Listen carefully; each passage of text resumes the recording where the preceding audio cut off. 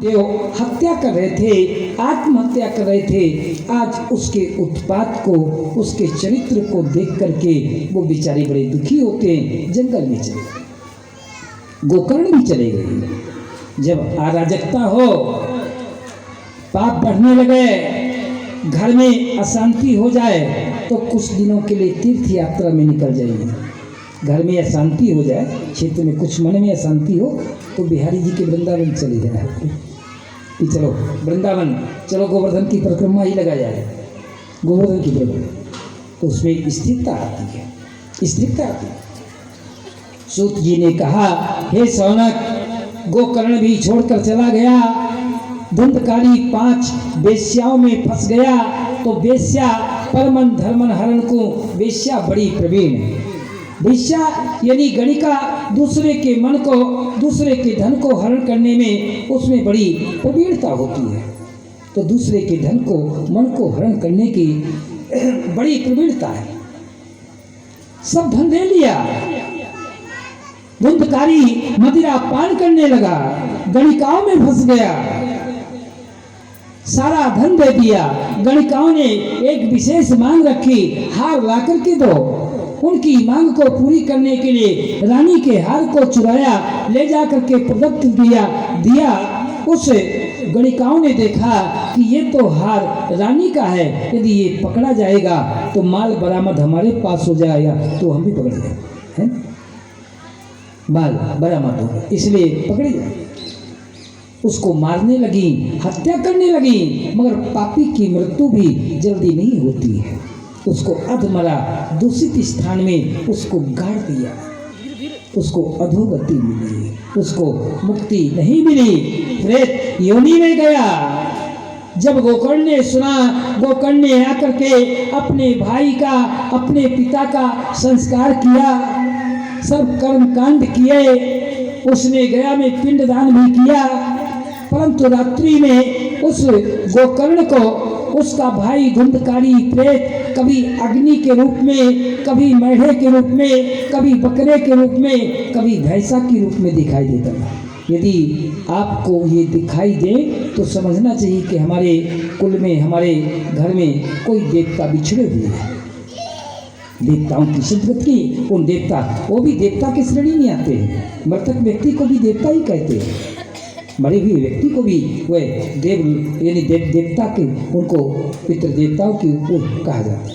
तो इसलिए उस समय पर जब उन्होंने प्रार्थना किया, तुम कौन हो? उसने कहा कि अहम भ्राता तदीयोस धुंधकारी नामता, मैं आपका बड़ा भाई हूँ, मेरा नाम धुंधकारी है, मेरी इस प्रकार से मृत्यु हुई है, मुझे अधोगति मिली है, तो मैं पिपासा हूँ, मेरी पिपासा को शांत करो, पानी दो। तो उन्होंने कहा कि मैं अभी कल बताऊंगा। दूसरे दिन सूर्य भगवान को अर्घ दिया, सूर्य भगवान का वेग रुक गया। गोकर्ण ने पूछा कि हे सूर्य भगवान, मैं क्या करूं, मेरे भाई की मुक्ति नहीं हुई है। तो सूर्य भगवान ने आश्वस्त किया कि तुम श्रीमद् भागवत कथा सुनाओ, श्रीमद् भागवत कथा सुनाओ, जिससे कि उसकी मुक्ति हो जाएगी। तो उस समय आवाहन किया, अब आयोजन किया गया, श्रीमद् भागवत कथा का आयोजन किया गया। ये कोई नई बात नहीं है, आयोजन हुआ, उस काल में भी हुआ, केवल पितरों की यानी प्रेतत्व योनि से मुक्ति दिलाने के लिए। तो उस समय आवाहन किया धुंधकारी का, तो उसको बैठने की जगह नहीं मिल रही थी। पापी को बैठने की भी जगह नहीं मिलती है। ध्यान दीजिए, तुलसी पिछले पाप ते हरि चर्चा न सुहाए, के काहू ते लड़ मरे, या नींद आवे घर बग जाए। कथा में नींद भी बहुत अच्छी आती है। हाँ, चाहे बेशक ठंडी, चाहे मच्छर भी प्रभाव नहीं डालते हैं, मच्छर भी, नींद बड़ी अच्छी आती है, मगर कथा में सोना नहीं चाहिए। जो कथा में सोता है समझ लो कुंभकर्ण की पत्नी है। हाँ, क्यों? क्योंकि जिस समय प्रभु श्री राम ने कुंभकर्ण का वध किया तो कुंभकर्ण की पत्नी ने कहा, मैं कहाँ जाके रहूं? तो भगवान ने स्वस्थ किया, जहाँ कथा हो और जो जम्हाई ले सो जाए उसके अंदर प्रवेश कर जाना। इसलिए कथा में नींद बहुत अच्छी आती है, चाहे गर्मी हो चाहे कैसी भी हो, इसलिए सोना नहीं चाहिए। तो तुलसी पिछले पाप ते हरि चर्चा न सुहाए, कह काहू ते लड़ मरे, नींद आवे घर भग जाए। इसलिए भागवत के लिए उन्होंने स्वस्थ किया तो उसको बुलाया, तो पहले बांस के तो मंडप भी, व्यासपीठ भी अलग अलग तरह की बनने लगी हैं। आज भी व्यक्तिगत ये आप सभी के देवताओं की मुक्ति के लिए भागवत है, किसी एक व्यक्ति के लिए नहीं है। इसलिए हम बांस नहीं गड़वाते हैं, इसलिए बांस हम नहीं गड़वाते, क्योंकि सबके देवता है, किसी विशिष्ट एक देवता नहीं, आप सबके देवता है। चाहे आप यानी परोक्ष रूप से चाहे अपरोक्ष रूप से आप अपने कथा सुनने आ गए तो आपके पितृ देवता सुन रहे हैं, चाहे आप उनको किसी तरह से पद्धति से आप उनको सुन रहे हैं। इसलिए बैठ गए, प्रथम दिन की भागवत कथा समाप्त हुई, एक बांस की गांठ फट गई, दूसरे दिन की समाप्त हुई, दूसरी गांठ फट गई। क्रमशः 7 दिन में वह दिव्य रूप में भगवान के पार्षद विमान लेकर आए, धुंधकारी को लेने लगे। तो गोकर्ण ने प्रश्न किया कि भागवत कथा तो यहाँ बहुत सुन रहे थे, मगर केवल मुक्ति एक धुंधकारी की क्यों हुई है? तो उन्होंने कहा धुंधकारी एक आसन बैठ करके, आसन को भी जीतना है, एक आसन बैठना है। आजकल तो कभी यहाँ कभी वहाँ कभी वहाँ, वो तो खैर धन्य है आप लोगों को, आप हमको ऐसा बैठा देते हैं कि 3 घंटे 4 घंटे ऐसी मटकते रहना, ऐसे बोलना है।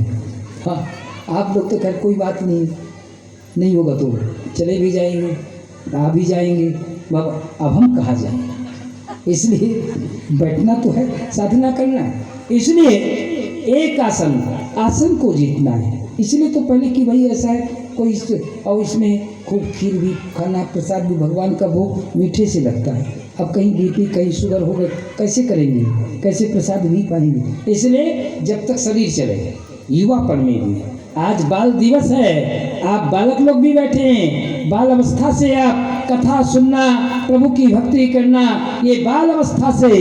ऐसा नहीं कि आज केवल बाल दिवस आपकी कीड़ा के लिए कि जाओ कबड्डी मैच खेलो, ऐसा नहीं, ये नहीं, भगवान की कथा भी सुनो आज के बाल दिवस का। इसलिए अभिप्राय है उस समय कथा जब प्रारंभ होती है, जब धुंधकारी को लेने के लिए आए तो धुंधकारी प्रार्थना करने लगा कि धन्या भागवती वार्ता प्रेत पीड़ा विनाशिनी, कि धन्य है कि धन्या भागवती वार्ता प्रेत पीड़ा विनाशिनी। धन्य श्रीमद् भागवत कथा जो प्रेतत्व योनि से मुक्ति को देती है। इस तरह सूत जी कहते हैं, हे सौनक, ये भागवत कथा का महात्म वर्णन किया। श्रीमद् भागवत कथा का विषय सी महात्म्य है, इसको बड़े नियम पूर्वक श्रद्धा पूर्वक सुनना चाहिए। यानी अपनी इंद्रियों को वश में करके, मन को कंट्रोल में करके, निराहार रह करके, यदि निराहार भी रहना है, भोजन नहीं करना है, कोई बात नहीं है, जब तक हम कथा नहीं सुन लेंगे, भोजन नहीं करेंगे, शाम को भोजन कर सकते हैं। तो आइए अब हम वाणी को विराम देते हैं। आज कथा का महात्म्य था। अभी